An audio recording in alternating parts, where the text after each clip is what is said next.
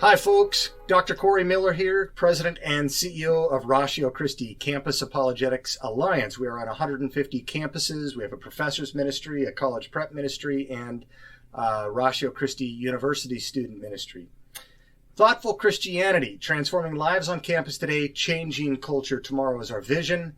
This podcast series is Thoughtful Christianity, and today's episode, we have a special guest. It's going to cover faith and economics in biblical perspective. With me today is Dr. Tom Simpson. Tom is a friend of mine. He's been a friend of the ministry for a long time and really has a remarkable background. Dr. Simpson spent most of his career as at the Board of Governors of the Federal Reserve System in Washington, D.C.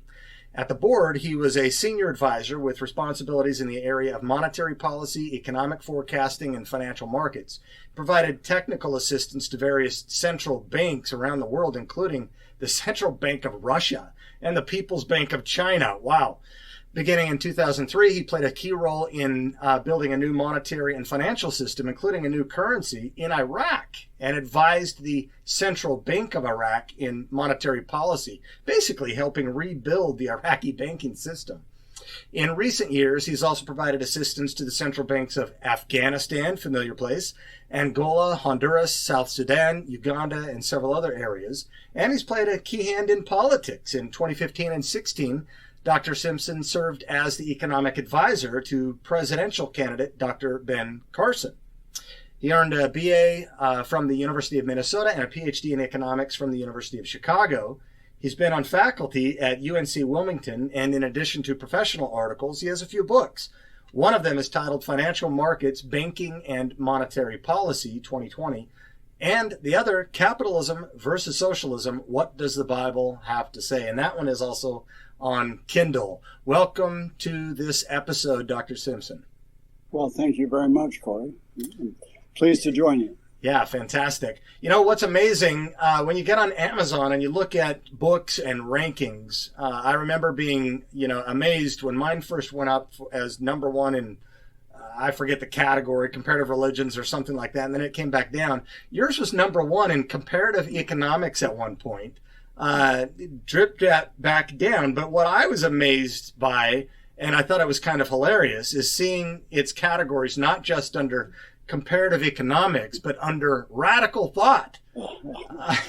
You didn't know you were a radical, did you, Dr. Simpson? No, although, as you pointed out, one of the purposes of Russia was to change the culture in the future. The culture has changed an awful lot in recent years. So what was at one time considered to be kind of mainstream thinking now is somewhat radical. And that is having an appreciation for market economies and what they deliver. Right.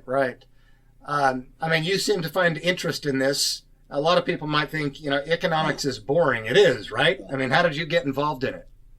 Well, I got involved really through, as it were, the back door. When I was a college student, for a time, I was interested in international relations, and I was pursuing a major in that field.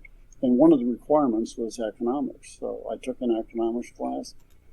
Many of my friends had said that this is extremely difficult and you're not going to like it, but I liked it. I took a second course, and then I decided I don't want international relations. I really enjoy economics. And I think part of the appeal was just the tools that are developed and used in economics, and there's a certain elegance, as it were, mathematical elegance, but also the realization that they're useful tools. You can use those tools and apply them to everyday situations and get a better understanding. And particularly if you're concerned about policy and having a better world, these tools can be very useful for that purpose. And I found that when I worked at the Federal Reserve, I drew on my economics every day. And I think that overall, I and my colleagues delivered good advice and good analysis for policymakers. And it was because we used the tools of economics and used them well. Yeah, and in one sense, you're really engaged in value exchange quite a bit, aren't you? It's value theory. So ethicists, I think find a lot of interest in economics as well. Um, I look at our present situation in America, and being a student of revolution, something I've been doing over the last year with a group of attorneys. I really think we're in a cultural revolution right now, which, there are many facets to that. And by revolution, I don't mean necessarily a violent one. And that's why it's a cultural revolution. We are changing pretty significantly. But let's pick up on one aspect here. Is the concept of inequality, it used to be a mathematical notion, and now seems to be a moral one. Is inequality bad? Does the Bible treat inequality as bad? Well, it's going to depend on who you're talking to. Those who believe that our economic system needs to change would point to the early experiment on the part of the early believers in Jerusalem, where they, from Acts 2 and 4, they had things in common. So what they did is they sold their possessions, put the funds in a common pool, and it tells us that each drew from that according to what their needs were. And so, in fact, that particular example, I think, had a huge impact on Karl Marx. I think that you can look at the language in Acts 2 and 4 and some of the statements by Marx, particularly with regards to this utopian Marxist economy, communist economy. And, it seems like he drew exactly from that. So you have that. The other example that I like to point out is Jesus' encounter with the rich young ruler. And Jesus could look into his heart and could see really what was important for this young man. But he asked him some questions about when the young man asked, "What do I need to do to have eternal life?" And he pointed to the fifth and the ninth commandments. And the young man said, "I've obeyed those." And Jesus said, "Well, then go sell all your possessions and give the money to the poor." Now, many would say, okay, that's what rich people are supposed to do. They're supposed to spread it all equally. And I don't believe that was the message that comes from that encounter. I believe it was Jesus could see into this man's heart and saw that wealth stood between this young man and an eternal future with God, salvation. And so he was trying to, in much the same way as Jesus in other places said, if your eye is causing you trouble to sin, then pluck it out. And it's better that you lose your eye than to lose your eternal salvation. And so I think that was the same message he was trying to tell this young man. And if we take a look at Old Testament in particular, we see that there were very godly people who served God in amazing ways, who were wealthy. And in fact, we're even told they were blessed with wealth. So I think God is totally tolerant of differences in wealth. And I don't think there's an obligation to try to equalize wealth. And if you take a look, too, at and income and wealth are related. They're different, but they're related. And if we take a look at the reasons why income is different among our population, one of the reasons is just age. That you take people in their early years, they don't earn very much, in large part because they're not terribly productive at that point. They're learning, they're growing in productivity. And as they do, they are remunerated more, so they're earning more. So you take a young person who's in a particular profession and an older person who's been in that profession 20 or 30 years, there's going to be a big, big difference in their income and also their wealth. The older person will have accumulated assets mainly aiming towards retirement. And those are different. Is that difference bad? I don't see how that could possibly be regarded as bad. Or take a look at risk. Let's suppose you have two people who are starting businesses, and let's say the failure rate is 50%. Okay, one is going to make it and make it big. It's going to be wealthy. The other is going to fail, and it's going to be at the other end of the spectrum. Is that bad? Is that evil? We should be thankful for risk takers, because we have a much better standard of living today because of so many risk takers in the past. So I don't think we want to discourage that. Then you can take a look at effort, that some people work a lot harder than other people. Should they be allowed to have more? I think that's perfectly reasonable. And we could go down a lot of other things. So when you sort these things out and try to adjust for all of these, it's a lot more complicated than we think.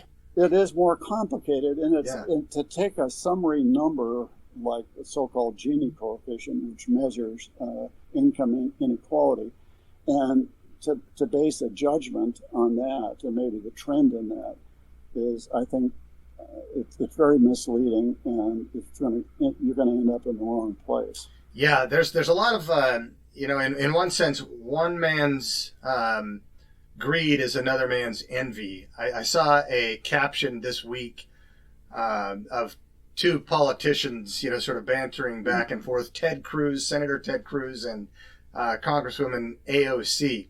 AOC went to a dinner party, and she had this white dress on, and on the back in red it says "Tax the Rich," and yet she's charging $30,000 per plate to be at that event. So from each according to their ability, to each according to their needs. So Marx looks at Acts 2 or 4 and thinks that there's supposed to be this radical equalization through coercive means, right? And so other people see that same thing, and that's just called compassion. Right.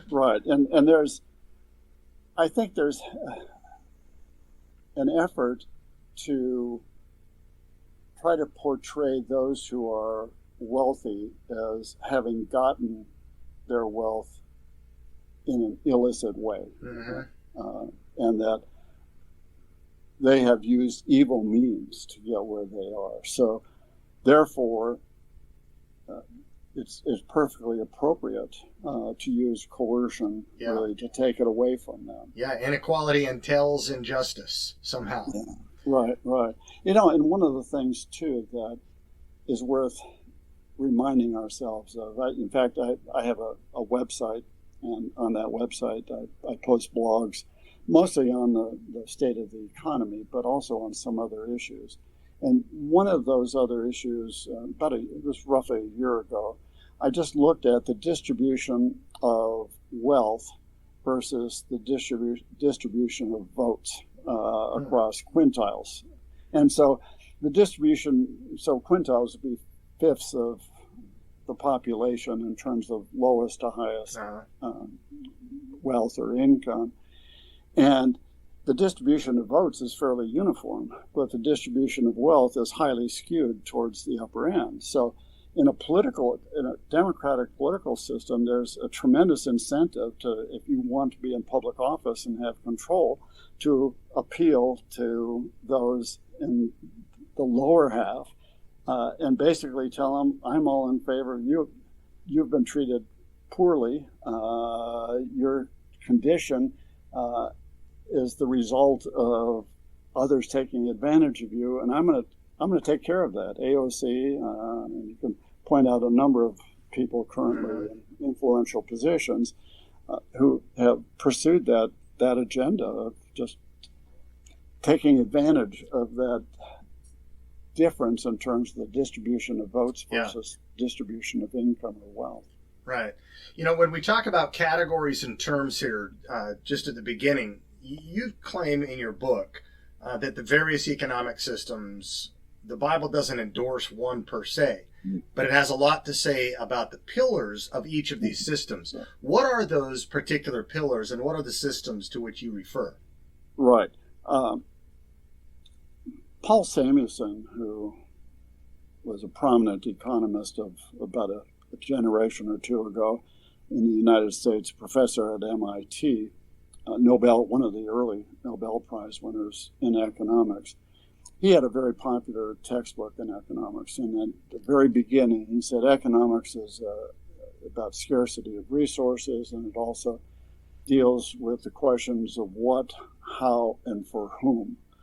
I would add that it also deals with the issue of who owns property. Is property owned by individuals?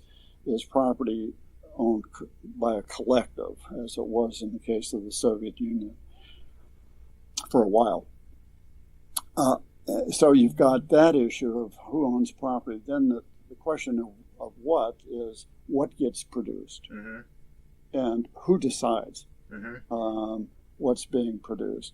And then the how is it going to be produced? And then the for whom question is the distribution question. Who gets it once it's produced? So if you look at those what I would say four pillars of any economic system, then we can take a look at whether the Bible has something to say about each of those pillars. I think the Bible is very clear in terms of private ownership of property. We're told... Yeah, the commandment, thou shalt not steal, doesn't make sense if you don't have private ownership. Exactly. I mean, even the coveting is one where you really should not desire your neighbor's property. Be satisfied with what you have. And then you can take a look at in terms of rules of inheritance. I mean, this had largely to do with how property is to be disposed of in terms of death, and how private property is to be passed along. So I think the Bible is very clear in terms of private ownership of property. There's not much that you can find that points to collective ownership of property. So what are those systems, and which ones embrace private property? Well, a market system, a capitalist system, will embrace private property. There are others. The fascist system was one where private property was allowed, but then the question was who decided what was going to get produced and how it was going to get produced, and to a large extent how it got distributed. So there are other systems that have utilized private property, and we've had other kind of monarchies and so forth where there was very authoritarian system that for which there's been private property, but certainly a market economy is one of those. I would say in terms of the what gets produced, in a market economy, we're talking about consumer sovereignty, that it's really we as consumers decide what's going to get produced, because if we don't want it, then whoever's producing it's going to fail, and that's going to end it. And those who want to do well for themselves are going to try to figure out what it is we want and deliver that to us. So ultimately, it's consumer sovereignty. Then, in terms of how things get produced, it's in a private economy, a market economy. It's those who do the production are the ones who decide, and they've got the incentive of producing it in the most efficient way, the most cost-effective way, which ultimately means the least amount of our overall resources. And then when it comes to distribution, we rely to a very large extent on the market for distribution. Those who have high incomes, they get to consume a lot more than those who have lower incomes. When we go to collectivist systems like socialism and then its variants in terms of communism and fascism, property, with the exception of fascism, property is owned by the collective. And when we're talking about who decides, it's really the collective that decides. In many respects, the collective is viewed as the elites, the ones who really know how to do this kind of thing. And then the collective decides how it's going to get produced, and then finally the collective decides, or presumably decides, how it gets distributed among the population. And that's why it's the People's Republic, isn't it? That's right. Yeah, right. Yeah. Yeah, I mean, they're all Okay. doing it on our behalf because they Right. know better uh, than us in terms of Right. what's good for us. And if we stumble along pursuing our self-interest, we're going to make so many mistakes that they're going to prevent us from doing when they make the Yeah, decision. and it sounds good because the collective includes me, but I don't seem to get a voice in that People's Republic. Right, right. Well, and I mean, if you take a look at the applications, Mm-hmm. particularly in terms of the communist experiments, there's the notion that the elites, who are those who govern, they Mm-hmm. know more about what's good for individuals than the individuals themselves. So Right. they're going to be Thank God. making enlightened decisions that are going to be beneficial. And in the case of communism, you've got the ideology that supposedly is guiding them, and you've got the secretary of the Communist Party, traditionally the most important person Mm-hmm. because the Holy Grail is the ideology, and only it's just like priests in earlier times. They're the only ones who can understand God's word. The secretary and the elites are the only ones who truly understand the ideology. Boy, and you must have some remarkable serendipitous moments in your mind, too, having worked with the Bank of China and Russia, and then the Middle Eastern banks, and then Western banks. Right, right. uh, Yeah, I think it's worth keeping in mind that in almost every instance where I provided technical assistance, mm-hmm. it was in the case of an economy that was transitioning from a centrally controlled economy, one that was relying more on market Yes. forces. Uh-huh. And so, I mean, that was true in China as well. So one of the things that is a part of this transition is the central bank all of a sudden takes on a tremendous responsibility. It's so much involved in the move forward is having a well-managed central bank that's managing the currency and establishing a sound banking system and so forth.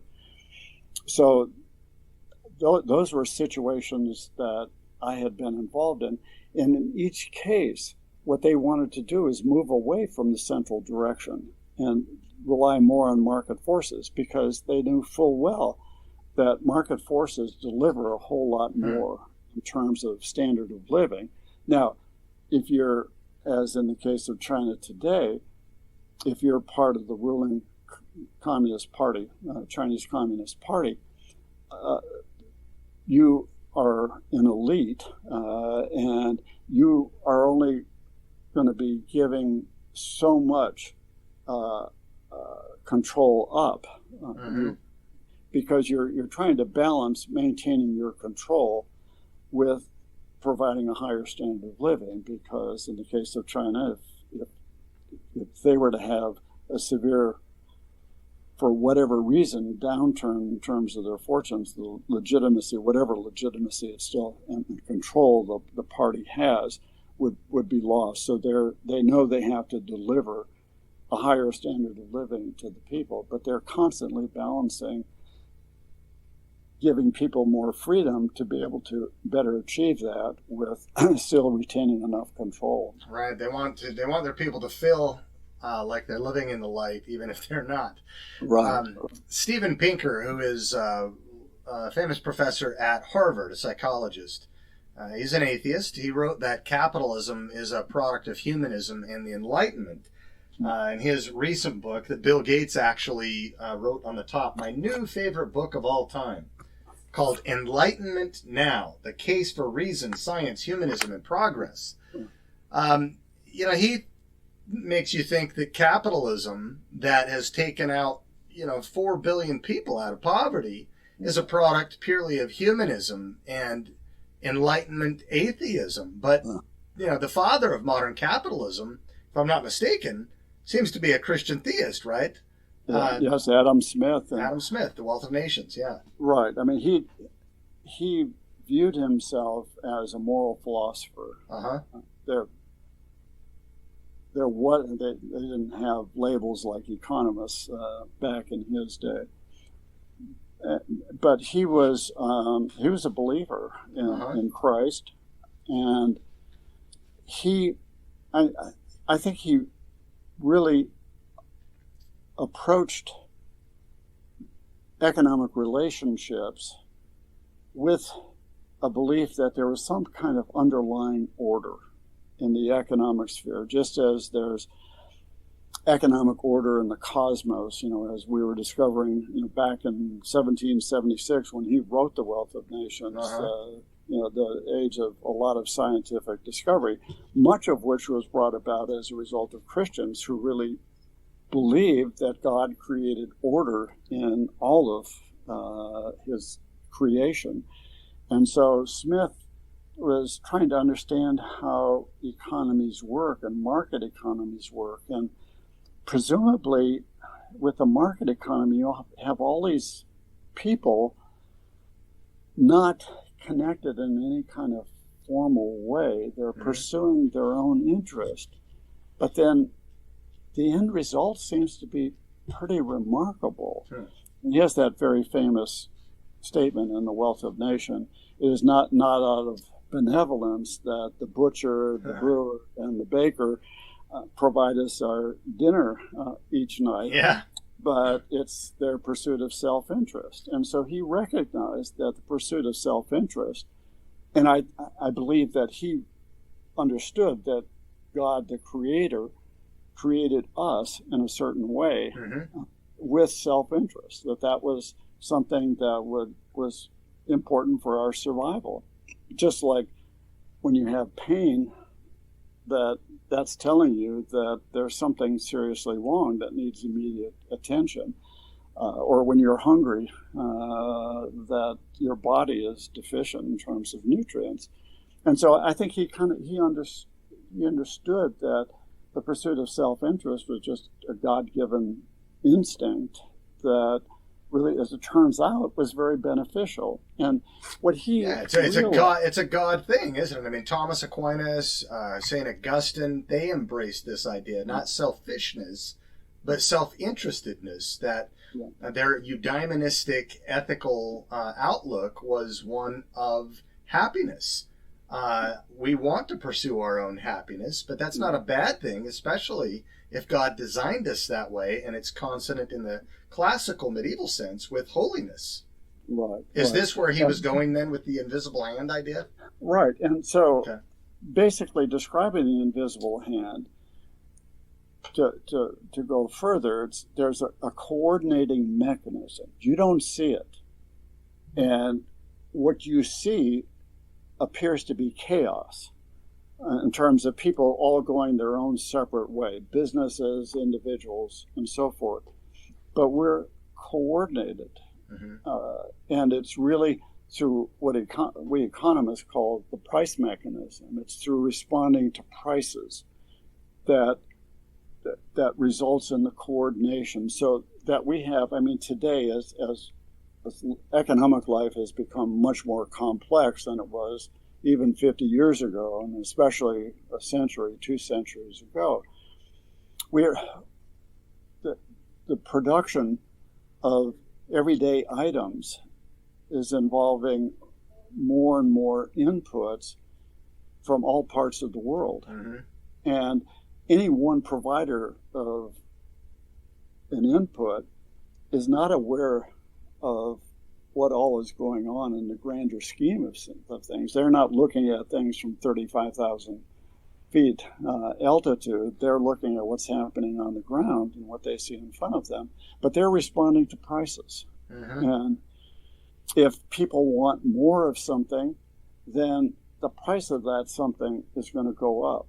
And people who can supply that something are going to have in their self-interest the desire to go ahead and provide them with it.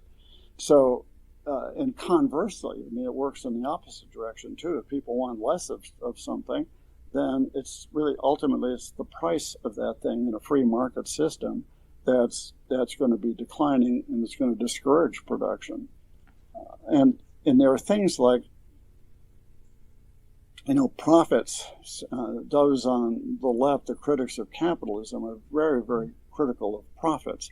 But profits play a very important role in terms of that's the signal to producers to expand or contract, or for innovators to introduce a new product. I mean, we're so overwhelmed these days by innovation. And what is the motivation behind those who are innovating? It's, there's a possibility for making a pile of money, becoming wealthy overnight. I mean, look at all these, well, there used to be late 20s and 30-year-olds who are multi-billionaires who started with nothing because they introduced very innovative products and it paid off extremely well for them. Right. So, and I would say too, going back to Adam Smith didn't believe that it was only the pursuit of our self-interest that influenced our behavior. He really thought that we also had a concern and a compassion for others. And so we didn't live in a bubble. We lived in a society where we interacted with others, and that we cared for others. And when others were having a hard time of it, that we wanted to step in and help those people. So there wasn't a dichotomy between having compassion and caring for others and pursuing your self-interest. He thought those two were very compatible. Right. And I think that's the way God created us. Yeah, it's not selfishness and it's not selflessness. It's self-interestedness, where you can have a broader scope than self. And in fact, capitalism has been a tool to bring out about 4 billion people out of poverty.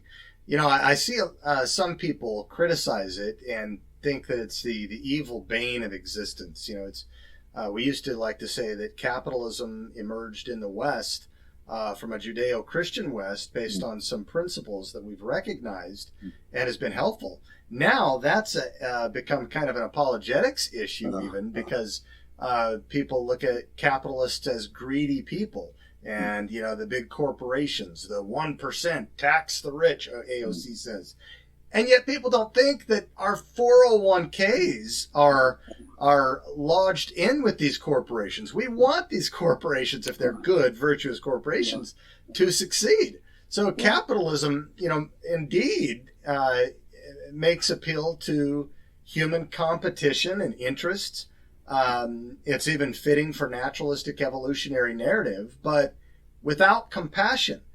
But when you bring a Christian virtue into it, capitalism can be quite a good system. Mm-hmm. Socialism appeals to compassion, a version of compassion.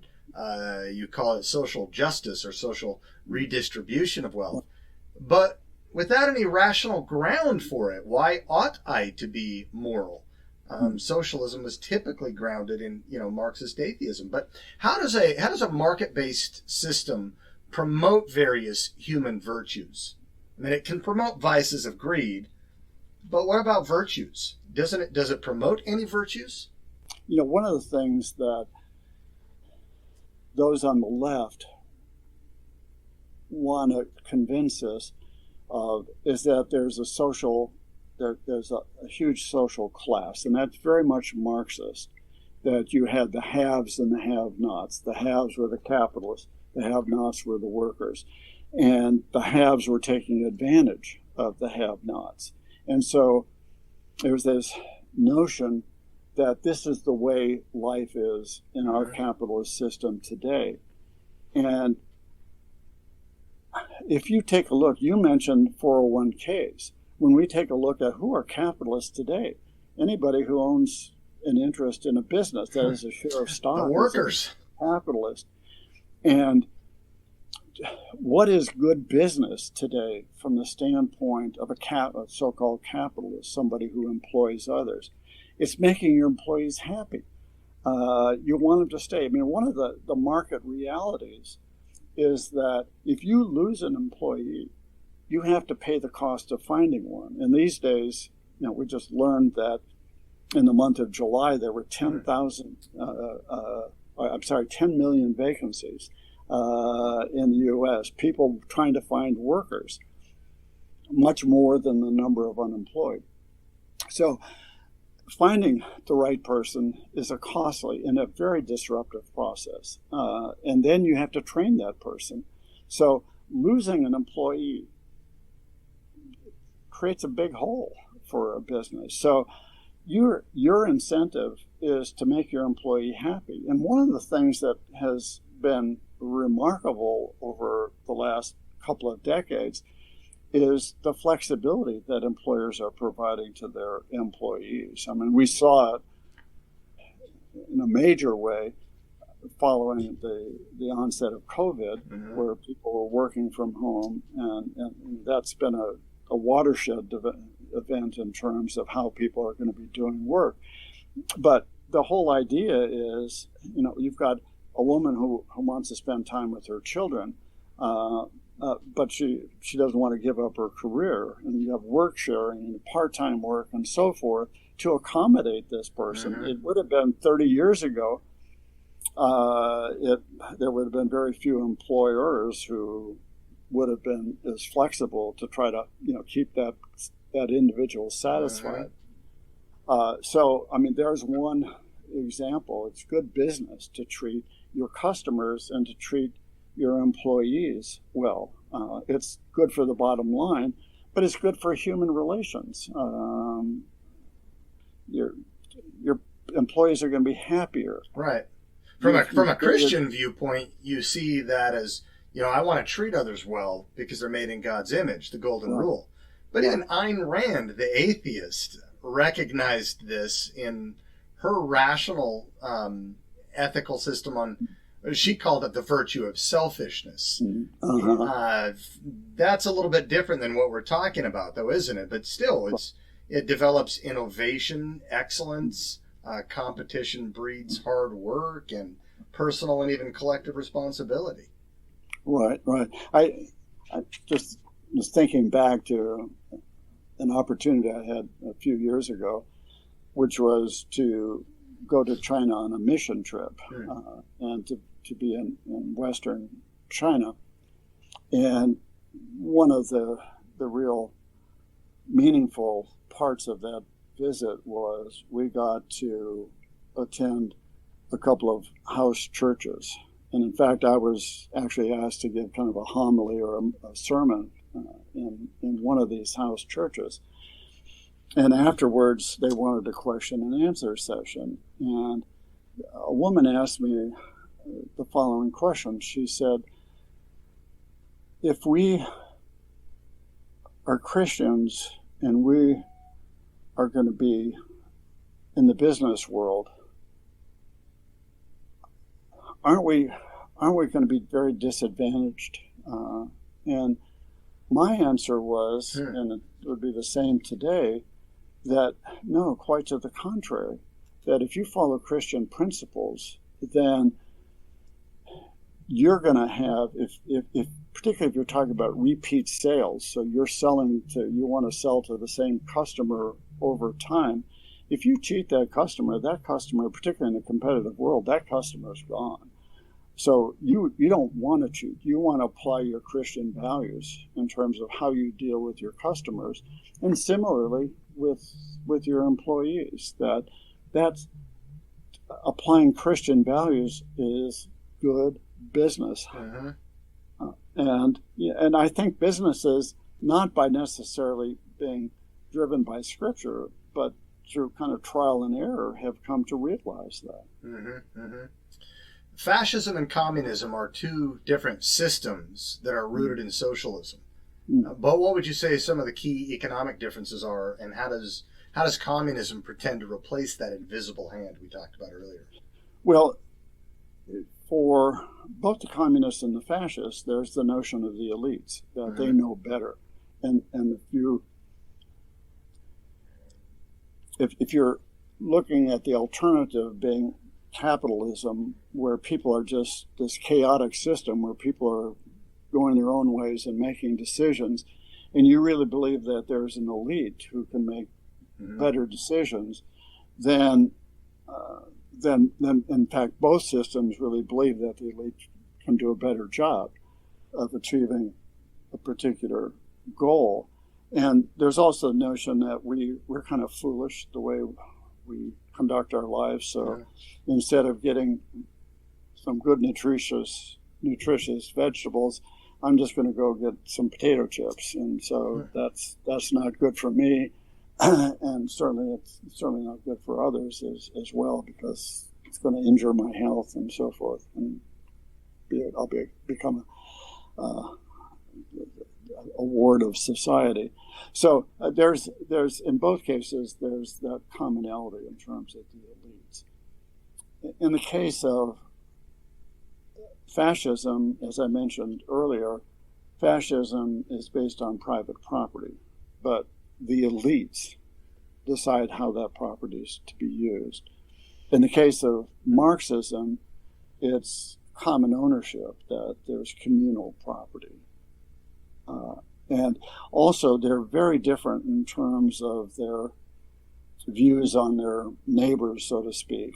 In the case of fascism, there's a sense of kind of racial superiority and just kind of national superiority, and almost a sense of national entitlement. In other words, we're a superior people, and therefore we're entitled to things that others have. So it wasn't too hard for Hitler to march into Poland and beyond. In the case of Marxism, there's this huge economic and cultural clash between the capitalists and the workers. And this is not just confined to the United States, it's not confined to Germany, it's not confined to any other place in the world. There's this cultural clash. Now, it's kind of interesting because Marx himself said perhaps the last place in the world where communism would take hold was China, because it was so agrarian. He didn't see the clash being played out in an agrarian society.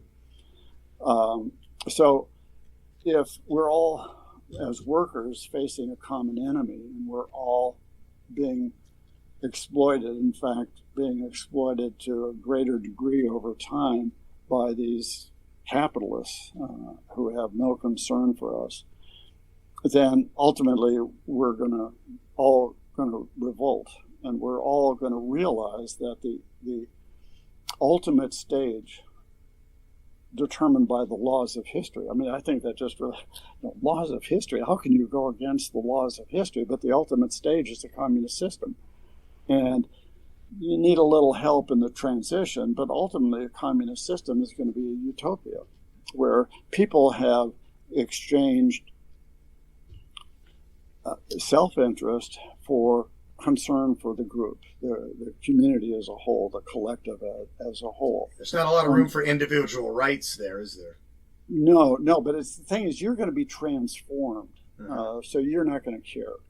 All you're going to care about is doing the best for the common good. Just listen to John Lennon and imagine.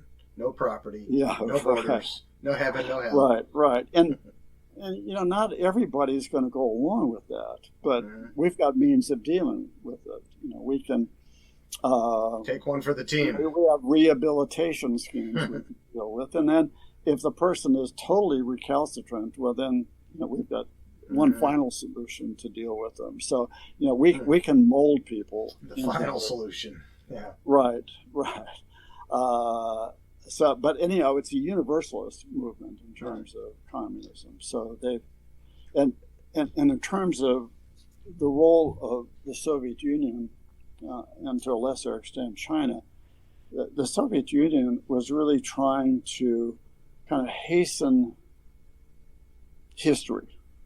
In other words, why don't we, if our neighbor is a capitalist system, why don't we just take them over and let's help them get to the final stage here. So compassionate.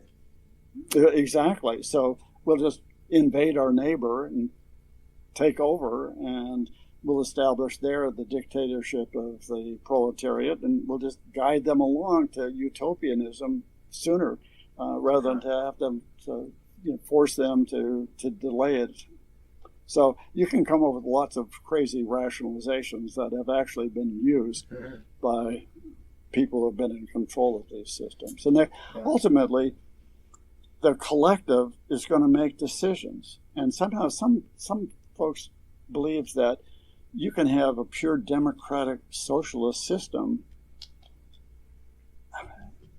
and that this is really going to work. And it's going to work in a way that everybody's going to be better off. But what inevitably happens is you get government making decisions, whether it's through maybe altruistic leaders or maybe leaders who are really trying to have the most power of their own and take advantage of the system for their own personal gain.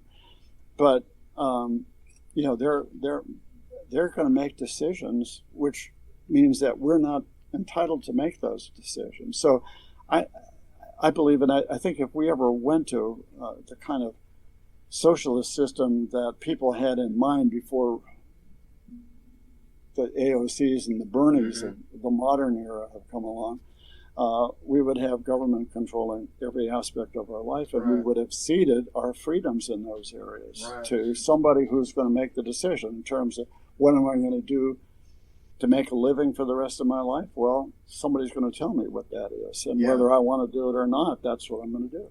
Yeah, and we've already made some significant transitions, as we've talked about in this country. Is it the case that we now live in a welfare state as opposed to a market-based system, or to what extent is that true? What is a welfare state? Can you give some examples and maybe some biblical perspective on what you think about a welfare state? Right. Well, the welfare state today is one where you rely to a very large extent on market forces, but you have government taking a more prominent role, primarily in two areas. One is risk. Risk involves possibility of kind of disastrous consequences. I mean, risk is something in this world we cannot escape, and it's going to be true until Christ returns. So there can be very adverse events. And so, for example, this time of year, particularly those of us in the eastern part of the country and those in the south, are faced with very serious storms and the consequences of flooding and wind damage and all of that. Increasingly, government has stepped in to provide assistance to people who have been affected adversely by this. Government's getting more involved in providing health care. Some people are healthier than others, and some people, maybe through no action of their own, have ended up with these catastrophic illnesses. And so there are huge losses that are suffered in those cases, and government has stepped in to kind of provide social insurance. But also government has gotten more and more involved in redistribution. And I mentioned earlier that if you take a look at the distribution of votes across quintiles versus the distribution of income, you can see where that in a democratic system can be a popular election strategy, is to offer redistribution. Now, to make it justified, you have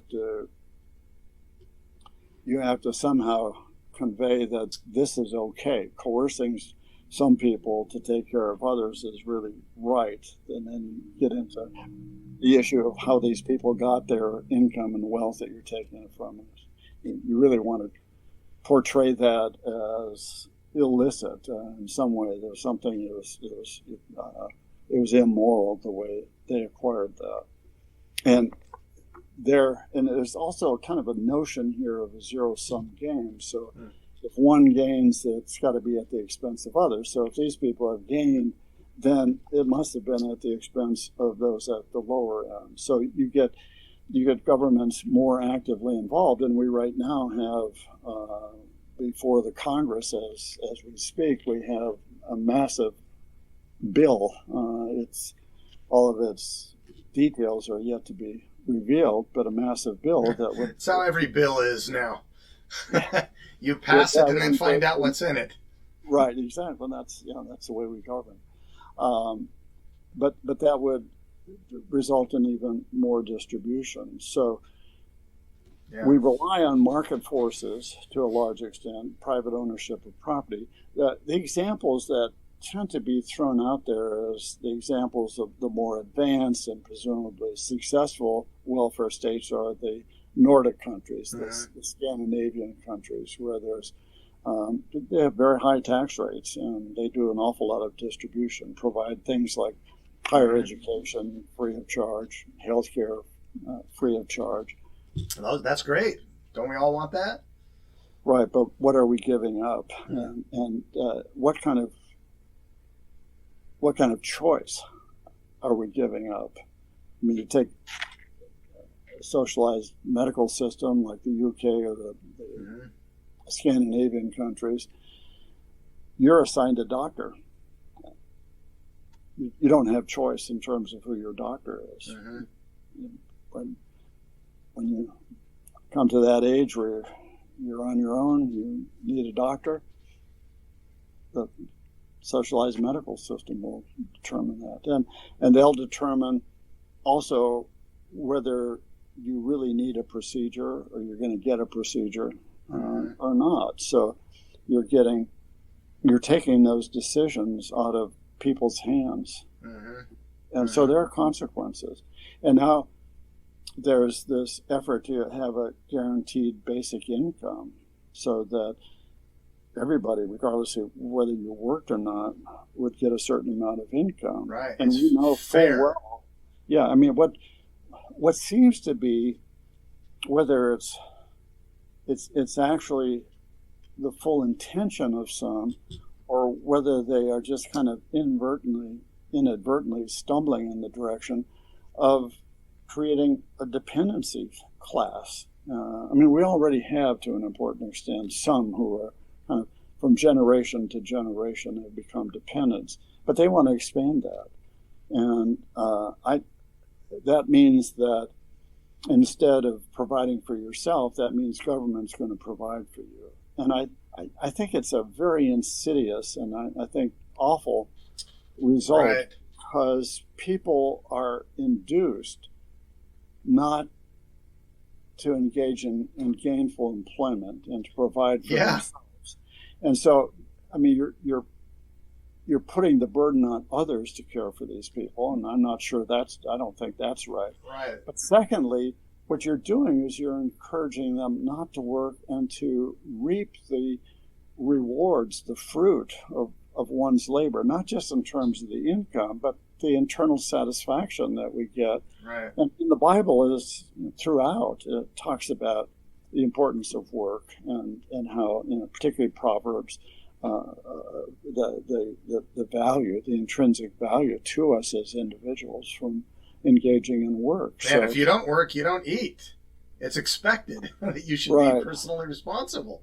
Right. I teach philosophy of comparative religions when I'm teaching at Indiana University, and I've tried to illustrate this idea of socialism in some respect by giving grades after the first quiz, and they all get, say, a B plus. I say, look, you didn't do as well as I thought on the exam, but look, life is not fair. I recognize some of you have different backgrounds. Some are more privileged than others. Some have had private schools, challenger schools, private tutoring. Others haven't. And so we need to make this a fair outcome here. And so for the duration of the class, we're all going to get B pluses on the quizzes. How would you like that? And most of the class said, yay! But the A students, I noticed, didn't raise their hand. And so I said, you received A's on this. How would you like that? And they said, we wouldn't. Why not? Because I wouldn't work as hard to get the A if I know I'm going to get a B plus. Right. And I said, how about the B minus students? Would you work as hard? And they say, no, because we're going to get a guaranteed B plus. How about the D and F students? Would you work as hard? No. So everybody, the insidious system, the whole system, then will get B's and then B minuses and C pluses and C minuses, all the way until everyone is poorer for it and everyone gets an F. Right. That's what this seems to promote. Right. And I think interpreting the Bible on this subject is we have a responsibility for others. We've talked about that already in terms of Adam Smith saying that we inherently were created to care for others. But I really believe that we have been called upon to care for them individually, responding to need as we see it on a person-to-person basis. And also collectively through voluntary organizations like churches and various organizations like Samaritan's Purse. Right. We have a responsibility. I think God has called us out to respond to those needs. And I think it's such a more humane way of dealing with those in need. That is, you've got person-to-person contact. You've got the opportunity for the love of Christ to be expressed from one to another who is hurting and in need. In a system where we're relying on government to do this, it's very cold. It's very impersonal. Yeah, government 3,000 miles away, you can't be expected to care for their neighbor because that's not really neighborly. You know, Dr. Simpson, this has been incredible. We've got a lot more questions we could ask here. I want to encourage listeners to consider getting your book, Capitalism versus Socialism. What does the Bible have to say? It's been great to be together with you today on Thoughtful Christianity, Faith and Economics in Biblical Perspective. So much more here to look at, but there is a Christian view of economics, and we just need to do our homework to figure out how a Christian is to act in economic parlance. Good. Yeah, and I just point out I have a website, thomasd.com, and I post things not only on pure economics, but things such as the distribution of votes and distribution of income. I did something on faith versus ideology recently that folks might be interested in reading. So if you have an interest, I invite you to the website. Fantastic. Let's go work hard and love our neighbor and enjoy the fruits of our labors. Okay, well spoken.